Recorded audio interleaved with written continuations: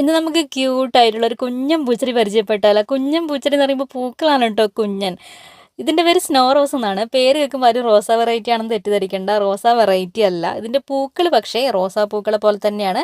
പക്ഷേ കുഞ്ഞ് size, miniature സൈസില്ല, അത്രയും ചെറിയ സൈസാണ്.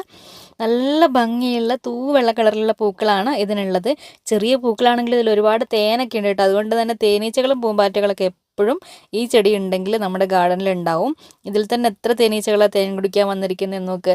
നല്ല തൂവെള്ള കളറുള്ള പഞ്ഞി പോലത്തെ പൂക്കളാണ് ഇതിനുണ്ടാവുക. അതിൻ്റെ മൊട്ടുകൾക്കൊരു പിങ്ക് ഷെയ്ഡായിരിക്കും. വിരിയുമ്പോഴാണ് ഈ തൂവെള്ള കളറിലേക്ക് മാറുന്നത്. നല്ല കട്ടിയുള്ള കമ്പുകളുള്ള ചെടി ആയതുകൊണ്ട് തന്നെ ഇതിനെ ബോൺസായി ആക്കി മാറ്റിയാലൊക്കെ നല്ല അടിപൊളിയായിരിക്കും.